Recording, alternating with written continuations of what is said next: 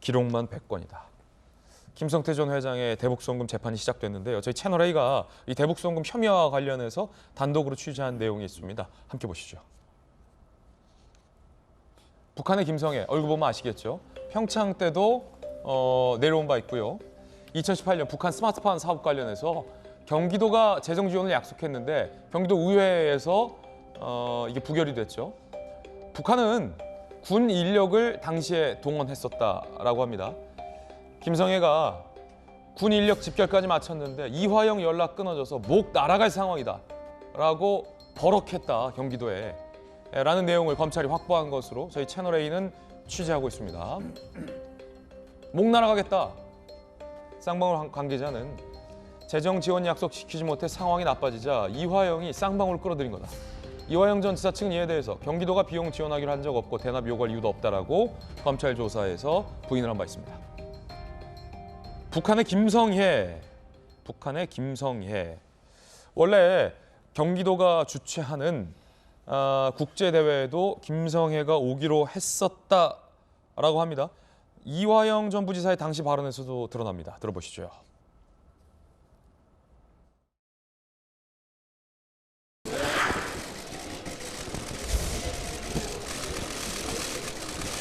김성애 실장은 오늘 왜 빠지게 된 건가요?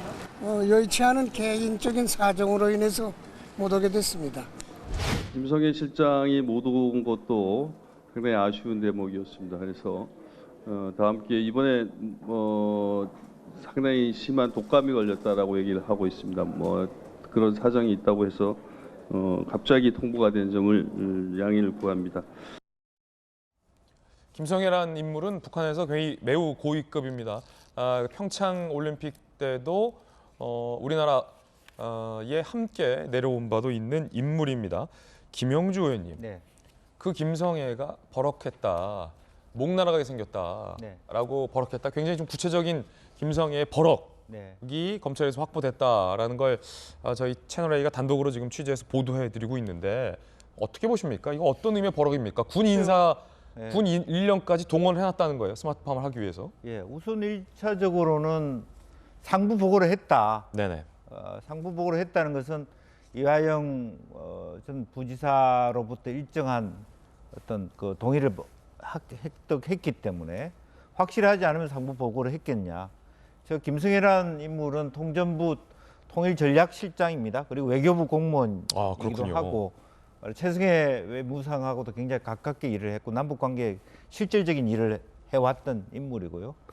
또 조선 아태평에서도 실장으로 일을 한 바 있는 핵심 인물입니다. 그래서 실제로 그렇게 만약 스마트팜을 하기 위해서 중국으로부터 기자재를 들어오고 그 일은 돌격대가 할 것이다. 이렇게 내부 자기네들의 어떤 사업 계획안을 짰다는 얘기거든요. 황해도 돌격대를 동원했다. 그러니까 네. 황해도에 배치되어 있는 군 인원을 동원을 했는데 네. 북한은 군 중심이니까 네네. 군까지 동원했다라는 것은 이게 무산될 경우에는 김성애가 사실은 자칫 정말로 목 날아갈 수도 있는 상황이었거든요. 허위 보고가 될 수 있는 부분이고요. 그래서 실제로 그 김영철이나 이런 그 고위 당직 관계자들이 최근에 김정은 측근에서 보기 힘든 것도 저런 것과 연관된 사실이 사업이 제대로 추진하지 않는 데 대한 문책성 그런 부분이 있기 때문에 그런 측면이 있고 지금 우리가 눈여겨봐야 될 그 사실은 지금 이제 3자 대긴 4자 대지를 하는데 안부수 회장의 입장입니다.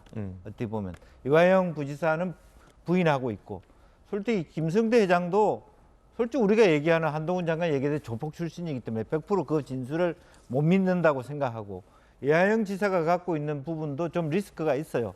아주 그냥 계획적으로 상의하고 왔는지 아니면 그 당시에 기분 학상 예를 들면 쌍방울한테 당시 좀 내시오 이렇게 얘기할 수도 있고 변수가 있다면 조금 더 우리가 눈여겨볼 것은 안부수 회장이 일정 정도 이런 송금 문제라든지 대북 사업, 스마트팜 사업에 대해서 시인하고 있다는 시인하고 있다. 그런 부분들로 중심으로 아마 검찰의 조사가 들어가지 않을까 그렇게 아태업이 보입니다. 시인하고 있다는 것은 이화영 전 부지사에게 현재로서는 불리하다. 불리하다고 봐야 되겠죠. 그런데 지난번에 북한의 송명철이 이화영 전 부지사 등에게 경기도가 무슨 낯으로 여겨왔냐 라고 화를 냈다라고 주변 관계자들이 전원을 검찰에 진술하기도 했잖아요.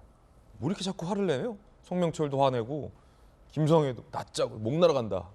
예전에 리성건 냉면이 목구멍으로 들어가냐고. 목과 관련된. 그게 이제 북측의 어떤 협상 전략이기도 하고 빨리 돈 내놔라는 얘기죠. 그렇군요. 예. 아 그게 답니까? 빨리 돈 내놔라. 아니 그럼 그 다른 얘기가 더 있습니까? 우리한테 돈 줄 거 빨리 주라. 그래야지 우리가 진행을 하지. 진행비 달라. 이제 그 중에서는 실제 사업비가 있고 사실 뇌물성 경비가 있는 거죠. 이제 그런 부분들을 아마 생각해 봐야 될 텐데 여러 가지 그런 의미에서 유하영 지사의 입장이 굉장히 공공하다. 예. 그리고 뭐 저는 일정 정도 이재명 지사가 아는 부분도 있겠지만 전혀 상황에 대해서 몰랐던 부분도 이번에 알면서 깜짝 놀라는 그런 국면도 나는 있을 수 있다고 봅니다. 이 전 부지사는 부인하고 있습니다만 설사 이 부지사와 이 쌍방울 간의 대북송금 연루가 드러난다 하더라도 이재명 지사가 그걸 다 안다라는 것은 또 별개의 이야기일 수 있다는 말씀이시군요. 네네. 그런 여지를 검찰이 수사를 잘 해야 된다고 봅니다. 무턱대고 다 연관돼서 지시를 내렸다가 아니라 여기는 사실 예찬 대표의 역할도 있는 것이고 또 이 전 지사의 즉흥적인 대응도 문제가 될 수도 있다. 그런 부분입니다. 물론 이에 대해서 이화영 전 부지사는 대납한 것도 없고 대납을 지시한 적도 없고 쌍방울이 북한에 돈 줬어요? 몰랐는데? 라는 입장을 한결같이 유지하고 있다는 반박도 함께 전해드립니다. 이화영 당시 부지사가 스마트팜 사업을 언급했던 당시의 발언도 있습니다. 들어보시죠. 예를 들면은 스마트팜의 도입 이런 부분들에 큰 관심을 표했었고요. 더 나가서 좀 더 관계가 좋아지면 여러 가지 좀 스마트한 팩토리 더 나가서 또 좀 작은 아주 가장 첨단 과학이 어우러진 도시까지도 한번 같이 연구해보자 이런 논의도 있었습니다.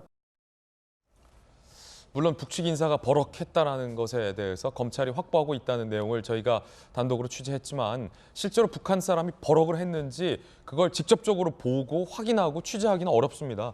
그래서 이것 또한 단정할 수 없는 사안이다라는 것 말씀드리겠습니다.